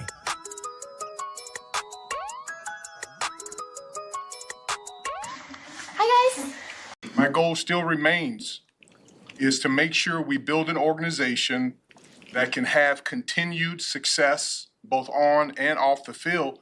Now is that time. Now is the opportunity. We have some great attributes on our side. We have the greatest fans in the National Football League. I would argue we have the greatest fans in all of professional sports. One, the decision was made to terminate the employment of head coach Matt Eberflus. These are not easy decisions. These individuals have worked hard. Coach Eberflus worked hard. They have families. We understand that. And we tried to do everything in a professional manner. That decision was made on Friday. That was the first thing. The second thing, we made the decision and determination to promote Thomas Brown to interim head football coach of the Chicago Bears. It was the right time to make that decision. Thomas is incredibly bright. He's hardworking. He's grown up around the game. He's talented. He has great leadership capabilities. He's decisive and he's clear. Welcome back to Shawn and Maya in the morning at Sports Zone Chicago. That was Bears president Kevin Warren, along with his general manager, who looked like he was chastised before walking out to that press conference, Ryan Poles. Talking about the situation of our Bears. Anyway, Mr. Shorty, you're funny. Ryan's sitting there like, I told this fool to hire Harbaugh. Shorty, you're funny. That's awesome. Our next guest is a good friend of the program. He is that's my man's in them. He works for the Bigs. He covers the Bears. He's a beat writer for the Bigs. You can find him on Twitter at Herb Howard 411. Guys, just welcome back to Shawn and Maya. Herb Howard. Herb, what's up, Papa? How are you? What's happening, my brother? Man, I'm good. I'm out here in Frisco. Dude, Shaking things up, apparently. Dude, man, there was so before I even got here, I was in Arizona. I had a pit stop in Arizona, and I got like a whole bunch of text messages because there was an earthquake just north of here, of San Fran. Like, are you okay? Are you okay? Like, no, it was north of here. Then on my flight from Phoenix to here to Frisco, a dude 2 rows in front of me had a seizure. I'm like, and it's only an hour from Phoenix to San Fran, but damn, we had like 20, 25 minutes left. I'm like, oh, dude, don't tell me we're going to have someone pass away and have a dead body on this joint for 20 minutes. Crazy. That's crazy. Luckily, there was a doctor on board, helped him out, and a dude literally got up and walked off the plane. But dude, it freaked me out, man. And my man, I was in the middle row because everyone's Southwest, so my seating was C47 or whatever. Like, yeah, I'm getting the middle seat. But I saw him, and he was just like, I saw his head going. I was like, oh shit, this is nuts. And man, it was crazy. It was crazy. Yeah, all right, man, that's wild. Yeah, but yeah, that's Thomas Brown, first game, head coach as the interim head coach of the Chicago Bears. It seemed like practice went well this week. What is your thoughts as you were up there at Hallis Hall on how practice was under new interim head coach Thomas Brown? Well, I mean, practice is, we get limited view of that. And once the season starts, we only see stretching basically. So I can't. They warmed up really well. Right. World-class athletes stretching. They look great. I'll say this: the vibe up there is really, really good. Right. Everybody seems to be feeling really positive, really optimistic about what it is that Coach Brown can bring to the table. The players are saying the right things in terms of, following the things that he's trying to implement. He's certainly saying the right things. He's handling all of his media availability very well. He's being transparent without telling you anything. You know what I mean? I think that's going to be something that we see change, at least during the time that he's, in place as the head coach. There's been so much talk coming out of that locker room, just out of that building all season long, and he's not for that. In his introductory press conference as interim head coach, he said, listen, man, I got a lot of really good neighbors around my house that I really like, but they don't know what's going on in my house. It ain't their business. And so I think some of that talking that we've been hearing from some of the players and, just coming out of the building in general, that's going to stop. I mean, that's not great for us as media and as fans, but I think it's probably the best thing for the football team. So, um, he's telling you some things in terms of his philosophies and what he wants to do, but he's not really giving you that peek behind the curtain. And you're seeing the players kind of follow suit. Guys that have been, more talkative and just more open about things that have been going on. You're not really getting that from them, right now. So, but I think the coaches got a chance to talk to all the offensive assistants yesterday, and they seem to be really, really in line with what Thomas Brown is trying to get done up there. And so the vibe is really, really good, man. They get a good opportunity to go way across the country, kind of get away from everybody, and play a good but banged up football team. Right? They've been banged up all year, but they're still a good football team. And so it's an opportunity for the Bears to go on the road and get a win. They haven't done that on a Sunday in a very long time. Um, and I think he's going to be. I think people are going to be pleasantly. I won't say surprised, but they're going to really enjoy watching his sideline demeanor, just the energy that he's going to bring, his passion for the game. He'll be calm and collected, but he's going to be very, very passionate, and you'll see that, his interactions with his players. I'm very interested to see how he handles game situations, 2-minute timeout challenges, referee interactions, those types of things. But I think people are going to really like his sideline demeanor. So far, he seems to be um, more than capable of holding down the job. Yeah, and I'm excited for him. It's a huge opportunity, and it's unfortunate, but sometimes we don't get the opportunities the way we want. All right, but Right. when they're presented, you got to be ready, and he's ready. It seems like, and I'm looking forward to it. What is your thought of him actually strongly being considered for the permanent head coach? What does he have to do for them to say, you know what, we're done? We're not even going to look at anybody else. We got our guy, and he's going to be the new head coach going into 2025. What does he have to do? Well, I don't think there's anything he can do to make them say we're not going to look at anybody else. I think it would be prudent of them to perform their due diligence, go about the process as if they have no idea who their coach is going to be. I do think, you know, that they should give him a legitimate opportunity with this 5-week audition. Like, I really do think they should take this thing very serious and strongly consider him as a leading candidate to be the Bears' next long-term head coach. I think for that to, come to fruition, he is going to have to continue to establish, himself in the team, right? Can I control the entirety of this football team, not just offense, not just quarterbacks, not just Caleb, right? But the entirety of the football team. Can the defense follow me? Do they believe in me? Can I handle special teams well? Can I, work well with my coordinators and Coach Hightower and Coach Washington? And, he's elevated Coach Chris Beatty, receivers coach, to offensive coordinator now. Can they implement the things that will allow these operations to run a lot smoother, because they haven't run very smooth? When you talk about what are we going to do on 4th down, what are we going to do in 2-minute, what are we going to do with these challenges, what are we going to do with timeouts, those things have not been done well. And if he's able to implement those things, and he's going to have 5 weeks, there will be ample opportunity to see how he manages a football game on Sundays. I believe that head coaches are worth about 6 or 7 points on Sundays, and the Bears just haven't gotten that enough. And unfortunately for Coach Eberflus, that's why he's no longer here. Um, can Coach Brown do that better is what I'm interested in seeing. And if he can do that, I don't really have a I don't have a record for it. I'm not saying, oh, he's got to go 4-1 or he's got to go 5-0 or what it look like if he goes 3-2. I don't know, right? It just, what does it look like? What does it feel like? How are the players responding to him? How is, Caleb continuing to develop? And if he does those things well, then I think they should strongly consider him as their next head coach. But I do believe that they should still go out and, like I said, perform their due diligence and interview other candidates and talk to everybody from Ben Johnson to Bill Belichick if they want to, and just see, because you got Thomas Brown there, and if you like what he's done, that's really, really good. I think he's going to do well. You have him there. You can still go see about some other options.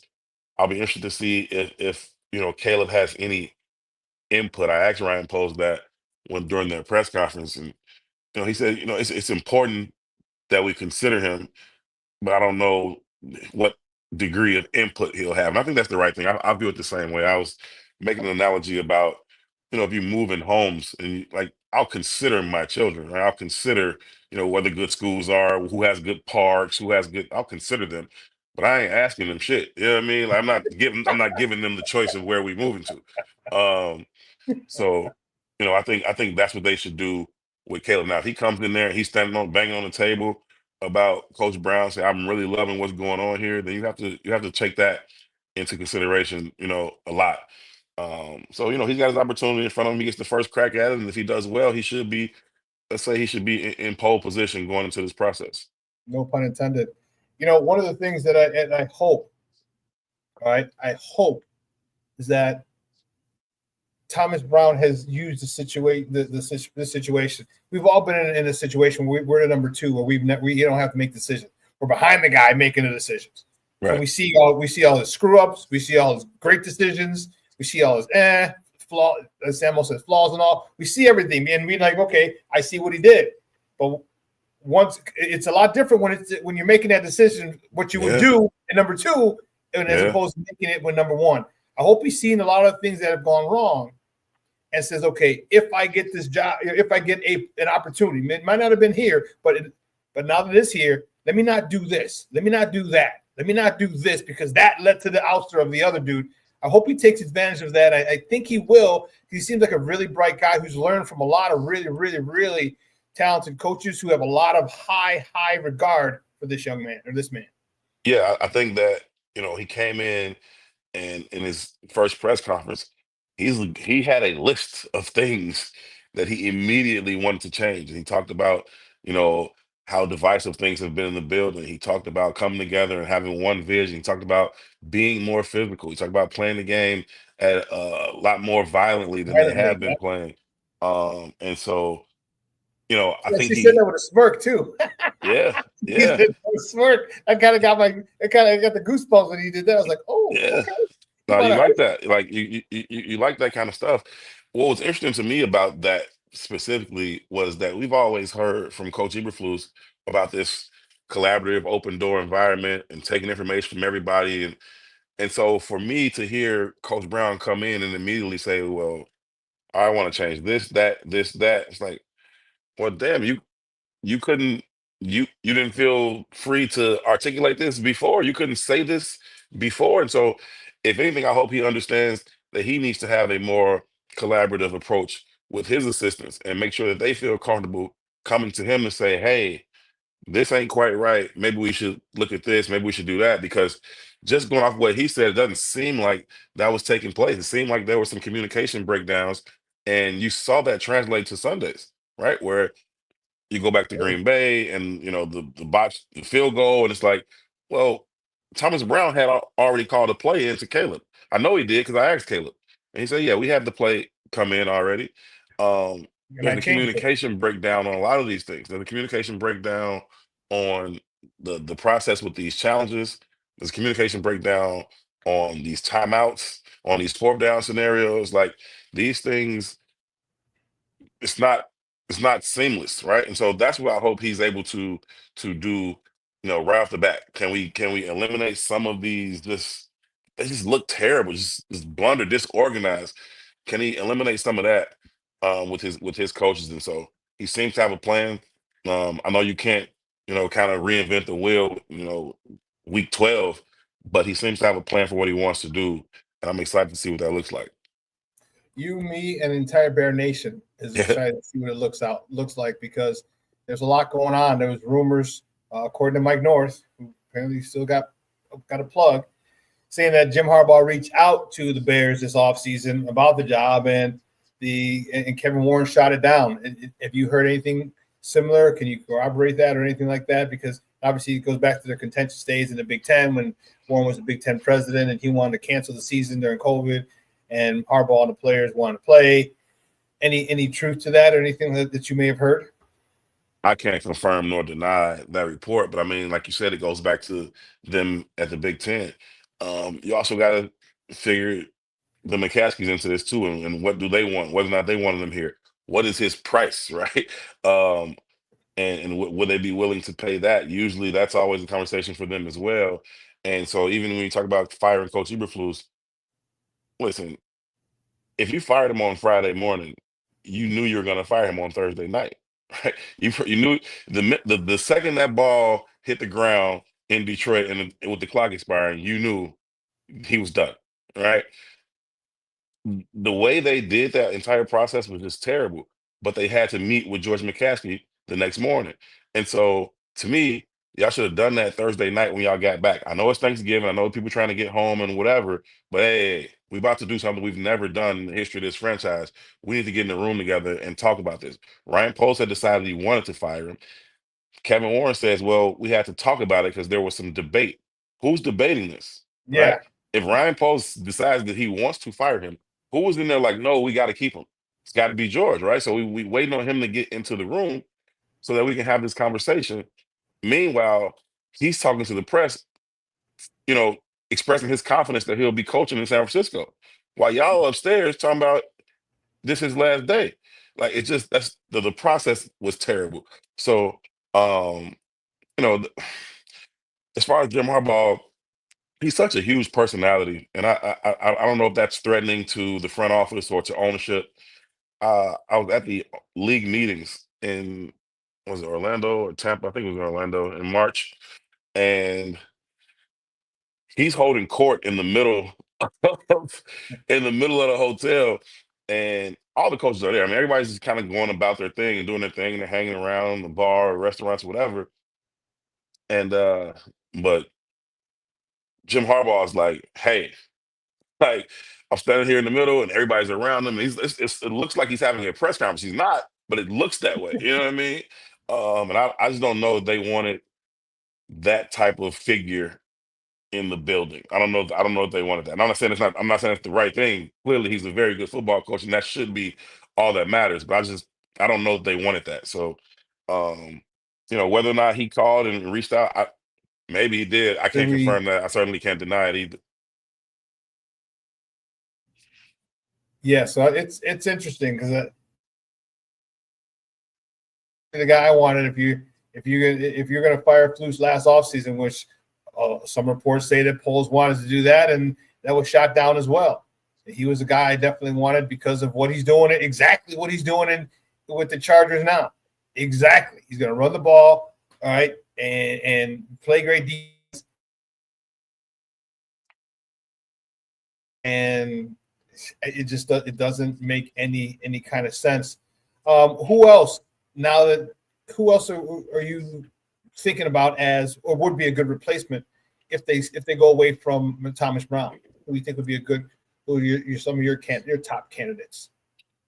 Well, first, I would want Thomas Brown to succeed, right? I want him to me too. Succeed and do well, and then do well enough for them to really consider him and offer him the job. Like that would be first to me. But then, you got to consider a guy like Ben Johnson. You love what you see from the Lions offense. Now, again, what's good about the position that Thomas Brown is in, he gets the first chance to show that not only can I run and coordinate an offense, I can oversee and manage this entire team. And that's a different thing. We don't know that about Ben Johnson. We know he can scheme plays and call plays. We know that. Can you command an entire locker room, right? And you don't get the opportunity to see that until you hire him, right? That's the cool thing about having this 5-week audition for Thomas Brown. But you certainly want to look at him, and you may look at, Aaron Glenn may be a possibility. I don't see that they're going to go a defensive route. You got the coordinator up in Buffalo and down in Houston and Slowick. Like, you got these guys, these names that are floating around. And if you want to go all the way to Bill Belichick, I was surprised to see that he took an interview at North Carolina yesterday. But it should be an exhaustive search, right? But do the search while you feel comfortable about what you already have at home. And if Thomas Brown can prove that, then I think he should be the next Bears head coach. I really do. But I would still go around and talk to as many people as you want to talk to. Bring them in, go see them, talk to them, listen to their philosophies, what they want to do with Caleb, what they want to do offensively, defensively, because that matters too, right? You talk about bringing in these different coaches. Well, you've spent the last 3 years building a roster to play 4 down, cover 2, like like that matters. So you get a coach that comes in here and now he wants to play 3-man front. You don't really have that roster right now, right? You get Billings back, and surely he can play nose, and you kick Javon out to one of those ends. But you know, DeMarcus Walker is flexible. Maybe you can put it together, but now do you have the 4 linebackers that you can, I don't know that you have that. That's not what you've built. So all of those things kind of come into play when you kind of consider this. Well, I think that's why it's good to have a guy in the building who already knows kind of what's going on here. If he can show it, he should be the guy. Yeah, I like it a lot for him. I think he is, because it's a little different for him. Now he's got to be on the field. It's a whole and plays. So it's a whole different.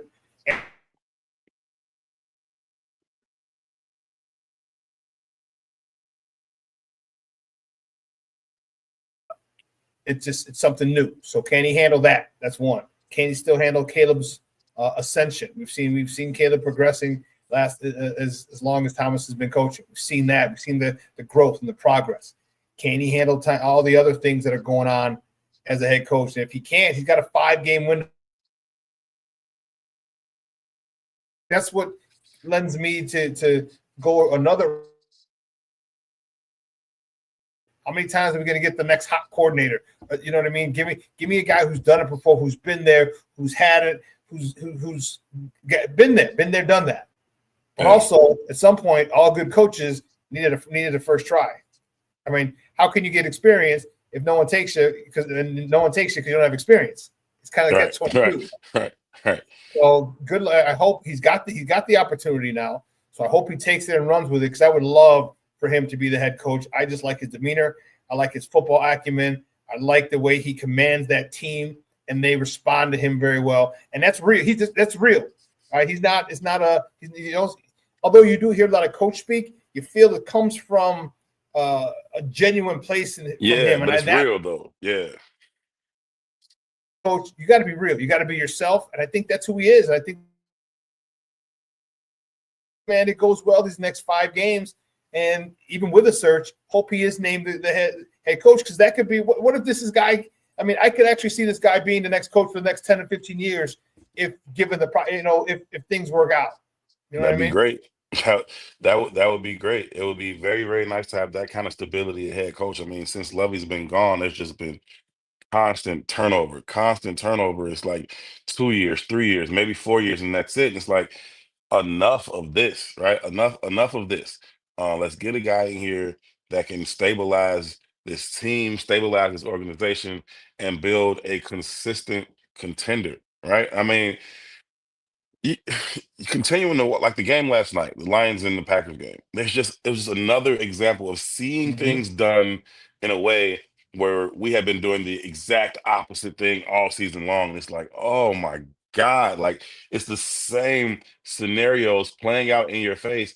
And Detroit we're gonna get closer. We're gonna get closer. We're gonna make this kick as easy as possible. Now, Dan Campbell, he's got some stones that I don't think any other coach in the league has. His that going for it on that last 4th down was insane. Like nobody's gonna do that. Yeah, Everybody's gonna kick that field goal with 33 seconds left, or whatever it was. But he was like, "No, we're not. We're gonna get closer. We're gonna get this 1 yard. I'm not worried about it." He's just being himself, man. He does it every time. And so, the one time it didn't work and they gave the Packers the ball on their own 30 and Packers scored a touchdown. And he's like, okay, whatever. When it comes up again, we're going to do it again. And this time, with the game literally on the line, we're going to forego this field goal. We're going to get this thing closer. I'm not giving them the ball back at all. And it was like, man, that dude is different, man. But even you go back a few weeks before that, when Jim Harbaugh, same situation, right? He's like, no, we're not going to settle for the field goal. We're going to run the ball again, and they broke one for the touchdown, right? And you just watched us against the Packers, like, God, like we just continue to make these mistakes that's so obvious. These weren't. None of this was Monday morning quarterbacking. None of those mistakes that we talked about this year in terms of coaching was Monday morning quarterbacking. This was all in the moment. Like, what the hell are you doing in the moment? And it was just one. It was one too many. One too many. The thing about it is I think one of the reasons that they love him so much is that he tells them, like, we're going to go for it. As a player, you always want, if it's for the short, you want to go. Like, no, come on. How many times we see, come on, coach, send the field goal, you in the back. No. We're good. We want it. And if you have that conversation and say, hey, listen,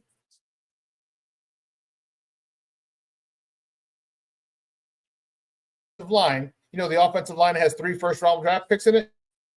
Right.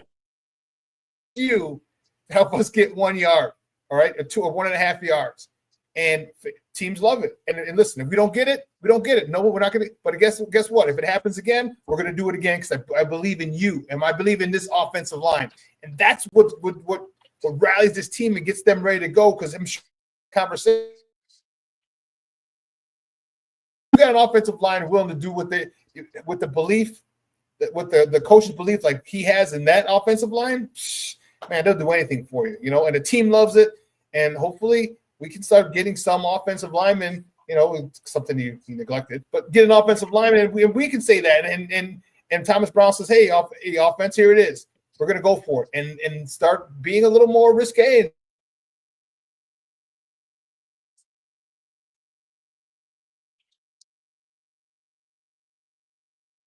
It's an identity, and that's the most important thing. Is like, you know what? We're coming at you. I know it's 4th and 1. I know if we miss it, you can go down and score. But guess what? We're gonna punch you. We're gonna punch you in the mouth, get 1 yard, and keep this clock moving. That is what really rallies football players and football team. And I hope Thomas Brown. I'm getting fired up thinking about it. I hope he gets it and does. Far too much talent to be where they're at, and I think time. You got to be able to establish that identity, right? As a football team, and I think having those conversations with your coaches, right? When Dan Campbell makes those decisions, he knows he's putting the defense in a tough spot.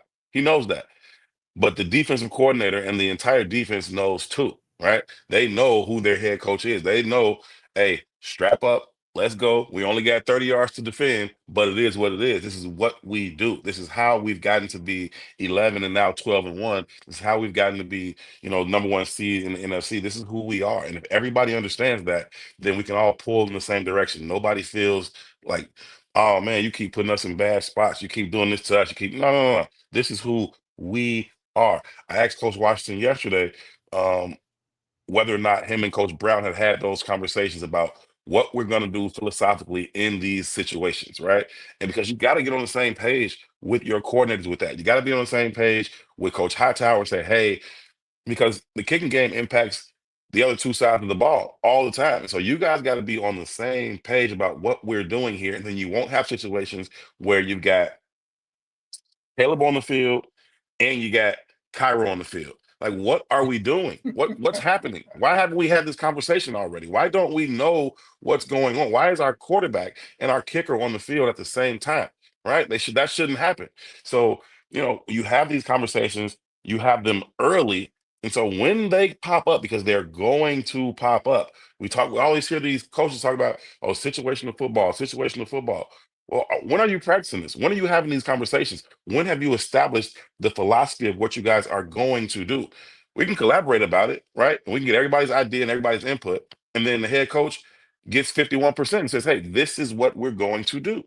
Now, everybody get on board. And if that means that Coach Washington, hey, we're going to put you and TJ and Jalen and all those boys in a tough spot here, but y'all better have our back. Y'all better make sure this is the fucking field goal and not a touchdown, or take the ball away. Whatever it is, we believe in y'all that much. That's what y'all are here for. Have our back on this because we're going to play aggressive. Or you just say, hey, Caleb, we're going to protect our rookie quarterback. We believe in our kicking game. We like our punter. We love our defense. See if y'all can take it 90 yards on us all game long. We don't believe you can. Whatever you're going to do, establish it and be ready for those scenarios when they pop up. Do not be out here looking confused like a deer in the headlights on Sundays. It's terrible.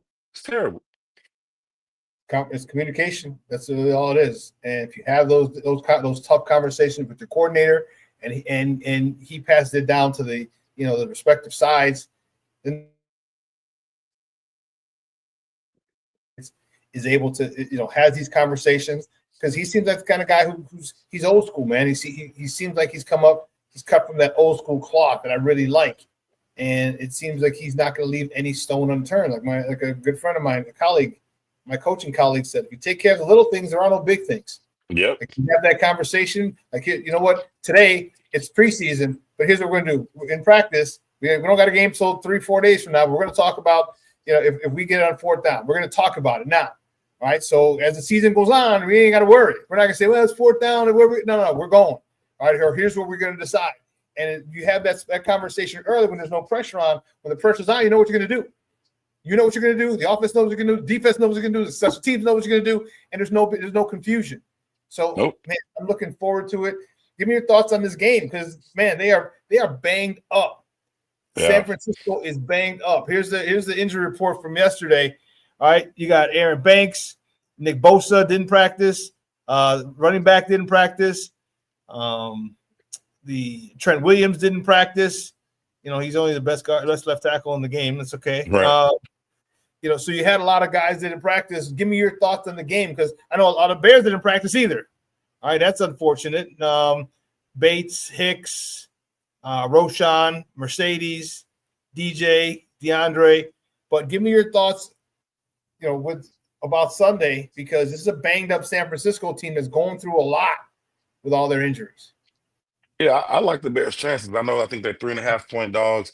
But I like their chances to go out there and get a win. That is a very beat up San Francisco team. I think they're just about ready to throw in the towel. Now they play in that NFC West, and nobody's wanting to take that thing and run with it. So they feel like they still got a chance.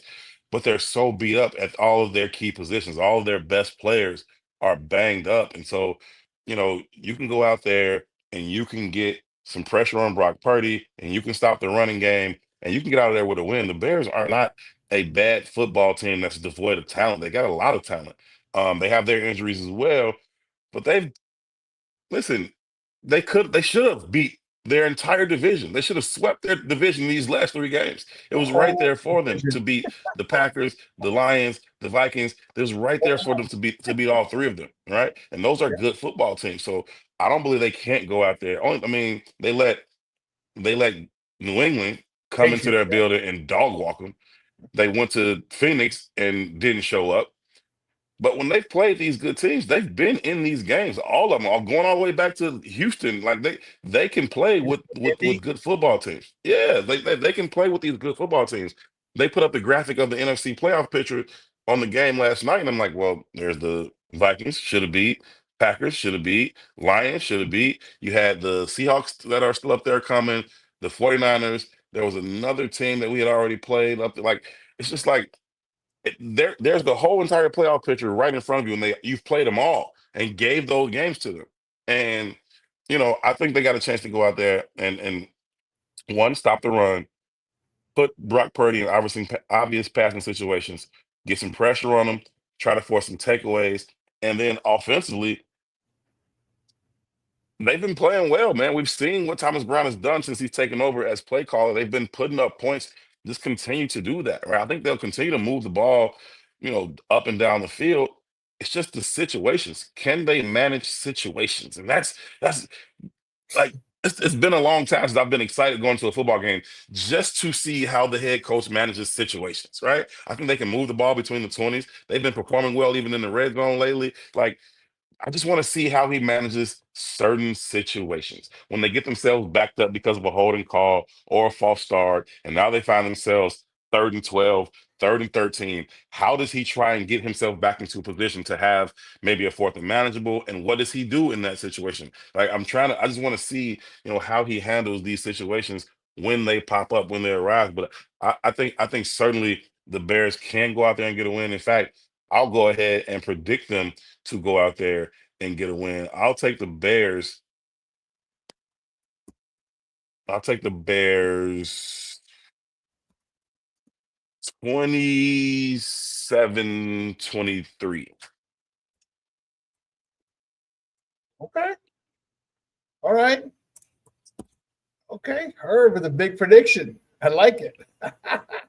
I'm excited, man. I think he's going to go out there with a really good game plan. I think the guys are going to want to play for him. You know, this defense have been playing so well, not giving up, you know, more than 21 points, and now they have done that a few times.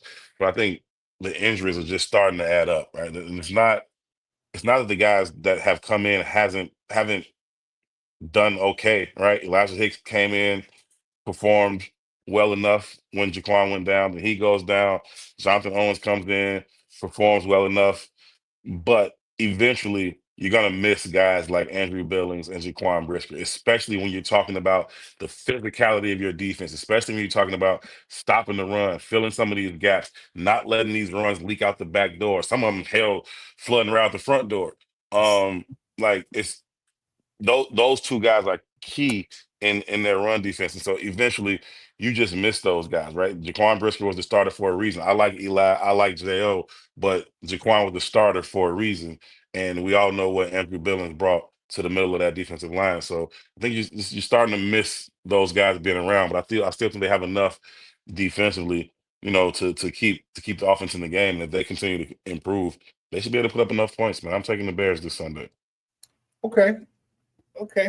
Guess what? Your boy did the same. I got 24-20. Let's go. 20. Give me your thoughts on, and there, Keenan Allen was asked, or he told you guys the other day that DJ told him run it back, and the question posed, someone asked him, "You want to run it back?" He goes, "Yeah." Your thoughts, and how much of this 5-game stretch is going to confirm that? Do you think? Yeah, I mean, I thought Keenan had a great camp. I thought he looked good all summer. Kind of got off to a bit of a slow start. Got a little banged up, but I think he's coming on right now. I think you can start to see like the route he ran. Yes. Like it was the whip route, and then it wasn't a whip, and whip then it with was a hezzy. yeah, like damn, like, and so the whip with a nene. yeah, for real. So like you're starting to see that classic Keenan Allen route running, popping up, taking advantage of the mismatches, and that's what the idea of this offense was in the first place. That's why everybody was so excited to have DJ, Keenan, Rome, Cole, DeAndre, like you're gonna get mismatches, especially down in the scoring area. Like you get down there and it's like, okay, well, they got 3 wide. You got to put a corner on DJ, and Rome's coming along. And now you got Keenan in the slot, and he ends up on a linebacker, or he ends up on a safety, or he ends up on your third corner, and that's good night. You know what I mean? So he's coming along well. I think if he continues to do that, if he's able to play all 5 of these games, continue to be productive, maybe he gets 3 more scores or something like that.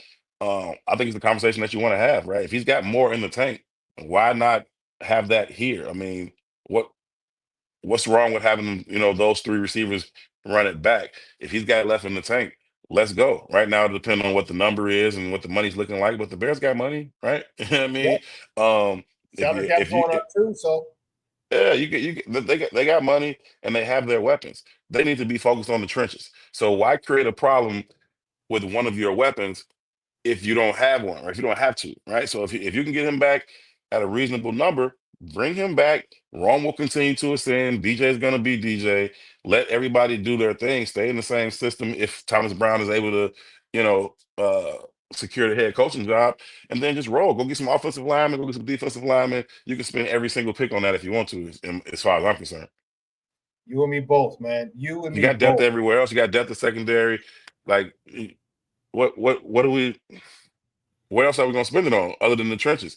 You want to make some changes to that linebacker, or if you want to see, what's going on with Tremaine, whatever. But like, what else you going to spend these draft picks on other than O lineman and D lineman?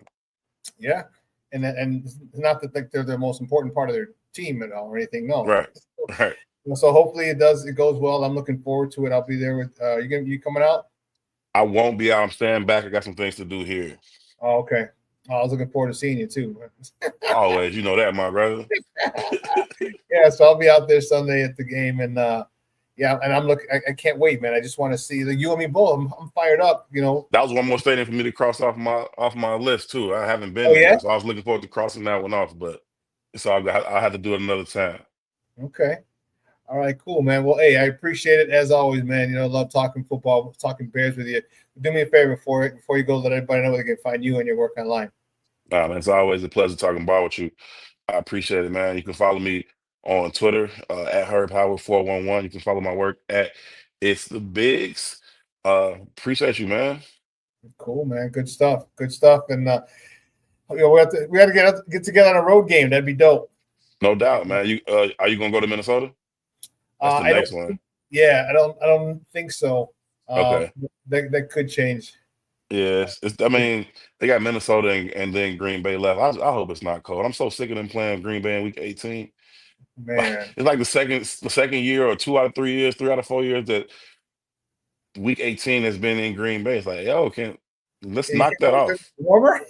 Yeah, like let's go to Green Bay like in September. Yeah, have Green Bay come here in week 18. Yeah, man. Dang. You know, geez. Well, cool, man. I appreciate it, man. We'll talk soon, man. Thank you. Most definitely appreciate you. All right. Guys, that's Herb Howard who covers the Bears for the Bigs. Love talking football with my man. And it's man, I'm sad. I'm unfortunate. Sad he's not coming out, man. That'd have been dope to check out Miss Doubtfire's house together. Walk the Golden Gate Bridge together. But anyway, oh man, great stuff with my man Herb. Yeah, we were glitching. I apologize. It's hotel internet. Somebody said that. Yeah, it's a little crazy. Mr. Shorty says, curious to see Washington in his first play calling role beside Priest. Yeah, was he going to bring a little more pressure? How's that going to work? I'm interested to see. Samuel giving us his prediction. He said Bears 34-23 with a defensive touchdown. Really? Okay, Samuel. Okay. I see you. Shorty said, I love how Brown said he should have been a defensive player. Shows his aggressive offensive side. Yeah. And it's funny. I feel it because I got to be the defensive coordinator from after being an offensive player for a long time, but I ran angry. I had a lot of anger issues growing up. So I ran angry. So when it's me and a DB, me and a linebacker, God forbid, if the linebacker wasn't 10 times bigger than me, 20, 30 pounds more than me. But if he was just a little bigger than me, maybe 5 or 10 pounds bigger than me, yeah, he was getting a smoke. They're 10, 15, 20 pounds heavier than me, yeah, I'd stiff arm him, try and shake them. But if it's a DB, man, I'd unleash hell on DBs. And I could get low too, so I'm giving you my shoulder and trying to run through you because I was mad at the world. Oh, man.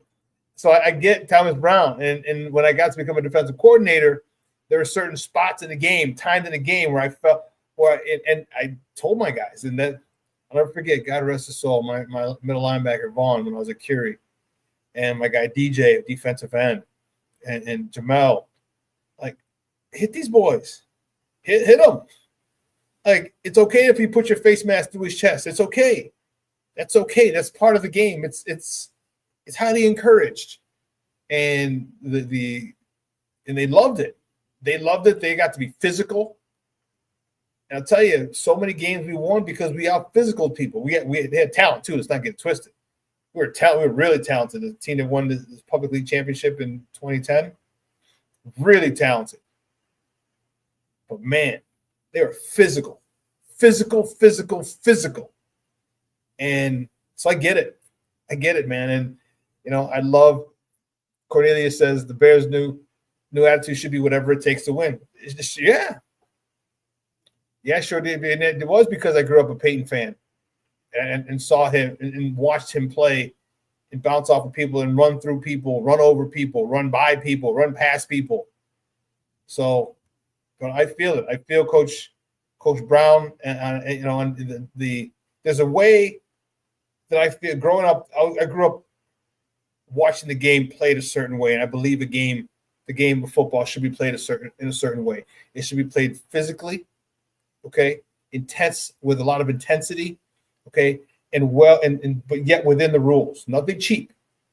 I've always told my players, I don't care if you knock the quarterback out. If you put your face mask in his chest, you put your face mask in his ribs, you break a rib, you coughing up blood, I don't care. It better be between the whistles and it better be legal. Because if it's not legal, you will not see another down on my defense. As long as it's within the confines of the rules, I told him, go get it. And I feel that with Thomas Brown. I feel that, and I feel that the men feel the same way. Hopefully we see a lot more violent. You talked about it, more violent defense. All right, I know the NFL has really done a number on trying to curtail the concussions and all this stuff, but that's That's occupational hazard. Occupational hazard. All right, go play basketball, go play baseball, go play soccer, go play another sport that doesn't have these types of issues. Okay, no one forced you to do that. So good. I'm really excited to see how these guys come out on Sunday. It's going to be fun to see. It's going to be fun to watch, and I think it's the first of 5 great weeks of auditioning for Thomas Brown. Again, don't stop the auditioning process or the interviews because you think you got him. Go through the whole process. You know what? Do everything necessary. All right. Remember when I talked to you about respecting your opponent? All right. By that I meant you go through the week of practice like you're playing the number 1 team in the NFL, even though they're playing the worst team in the NFL. Give them the respect that they deserve. Okay. The Bears front office needs to do the same. They need to respect this head coach position. And by that I mean they need to look at all viable candidates. All viable candidates for this position. Would this guy make us better? Will this guy make us better? Okay. And then when you have all those things, okay, then you make the decision. All right. Don't just because Thomas Brown had a couple of good games, don't say he's our head coach. Herb's right. All right. Don't just say, oh, they had a couple good head coaches, a couple good games. Yeah, he's our head coach. No.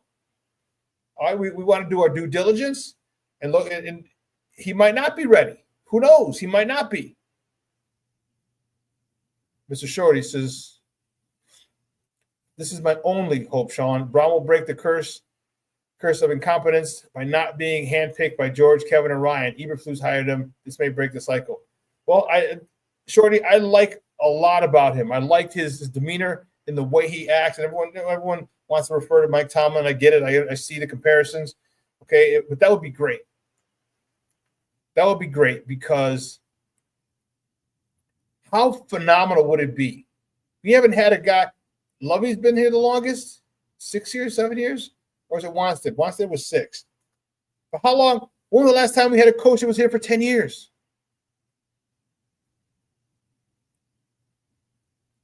When? Like, that's the type of stability that I want.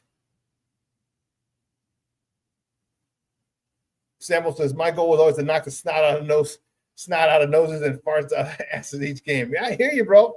That was it. But when was the last time that we had a coach that was here for 10 years? Ditka? Ditka wasn't even here 10 years. I'll tell you, we had to go all the way back to Papa Bear. I mean, that's the kind of stability that I want. That's the kind of stability that we as an organization need. Give me a coach who's here 9 or 10 years. No, 10 years. Bump 9. 10 years. Minimum. Right? Because that means we're in the playoffs constantly. We're in a couple NFC championship games, one and possibly a Super Bowl or 2. If we get a coach here who's here for 10 years. And can Thomas Brown be the guy? I hope so. I don't know, but I hope so.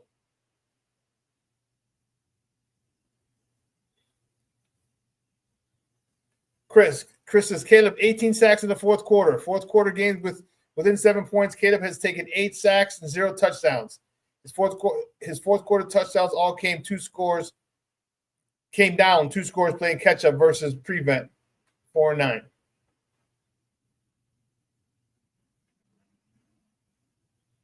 Troy says, wow, that was a question that just made me sad. Yeah, we have. When was the last time we had a guy here for 10 years?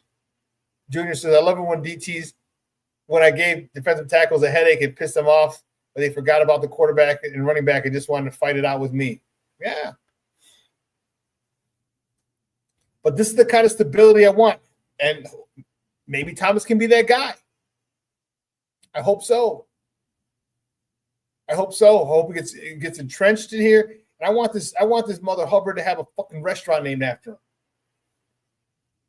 All right. I want this town to fall in love with this guy because he brought our Bears back, because he championed our Bears back to a Super Bowl championship. This is what I want. And I hope he can do it. And if not him, then the next person. We're tired. How many times? 3 or 4 years, next coach. 3 or 4 years, next coach. And not only that, but then you have offense. You have more than one coordinator for each head coach. Like, come on, man. You want Caleb to be great? Chris Foster says if Brown goes 5-0, I still want Ben Johnson over him. Well, I'll tell you this. That's cool. That's your opinion. I respect it. Here's my thing. I don't know if I want him because this will be Ben Johnson's first time as a head coach. Next year, Thomas Brown won't be his first time as a head coach. He will have had a five-game stint as a head coach. He will have a 5-game head start. All right. And if Caleb progresses, how can you argue with it? How can you argue with it? I mean, don't get me wrong. I think Ben Johnson can still be a good head coach, but if because we don't know if he can handle all those things. When you get a new head coach, think of all the things that Flus screwed up. And I stood by Flus for a while. Remember, I was like, he's a rookie head coach. He's going, he's learning a lot of stuff on the fly. Okay, but at one point it became too much, too little, too late.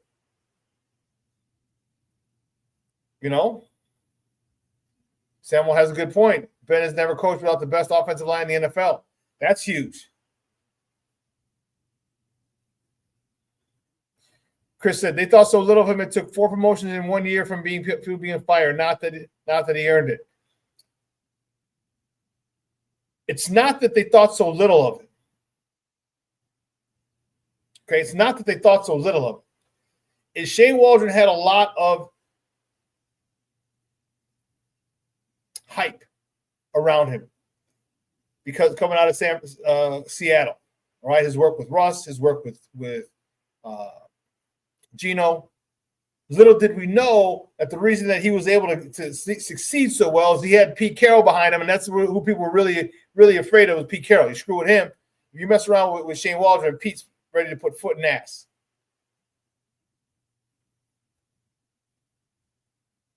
Chris says, Ben or Harbaugh were the only 2 choices last year. One is gone. Yes.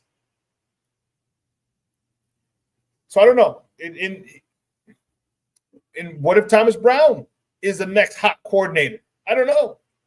Just like Ben Johnson and Bobby Slowick were the hot coordinators last year. I'll tell you what, if Caleb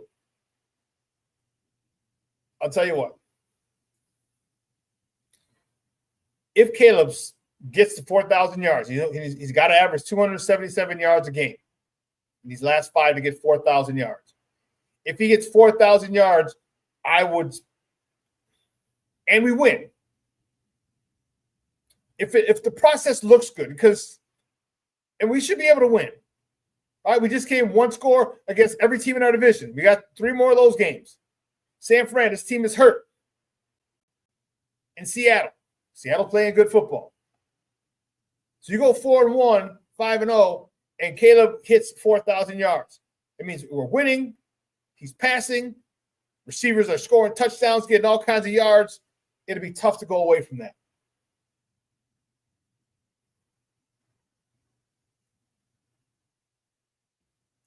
Agreed. Good OC doesn't equal a good head coach, and that's the thing because there's so much more on your plate. Shorty, I will never get over them not hiring Harbaugh. I hate Kevin Warren for that now. Is Ben already 0-3 as an OC?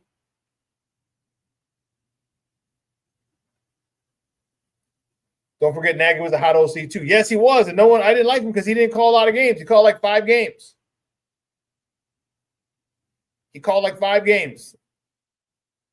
Right after Andy Reid had set the culture, he called 5 games. So, I don't know. But anyway, it's going to be a great game. I think the Bears are going to win. I think they have a chance. I think they have a great chance to win. I predict them to win 24-20. Bosa doesn't look like he's playing. There's a lot of things in the Bears' favor. They're only 3.5 point dogs. It's going to be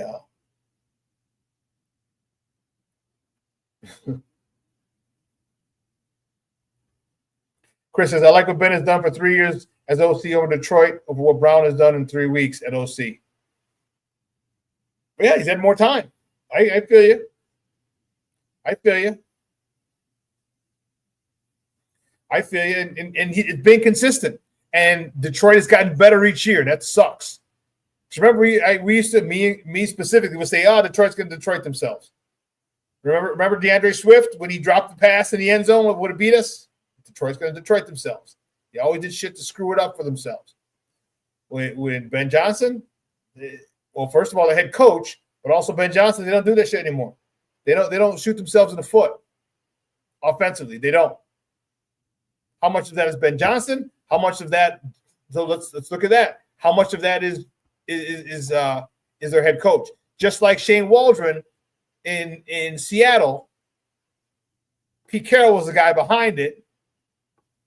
Is it going to be the same situation where the head coach behind Dan Campbell was behind Ben Johnson? I don't know. I'm not saying he is. I'm not saying he's not. I don't know.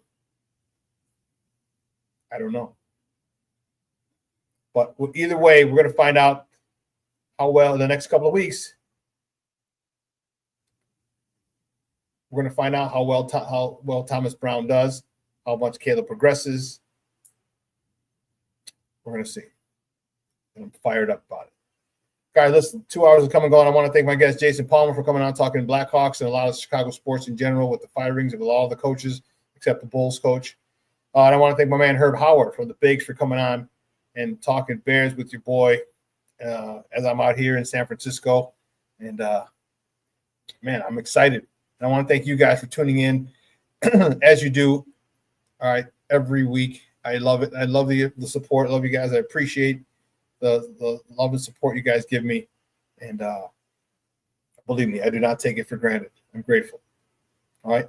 So listen, do me a favor. Enjoy the weekend. I know it's cold back home. In the 20s. I won't get back until Monday, so it's going to be in the 40s. But enjoy it, right? Make sure you let your loved ones know you love them. Black Diamond checking in. What's up, Popeye? Says I'll say this. Ben has 2 pass happy. You know? Make sure you let your loved ones know you love them. All right. I tell you all the time, tomorrow's promise to no one. Remember that.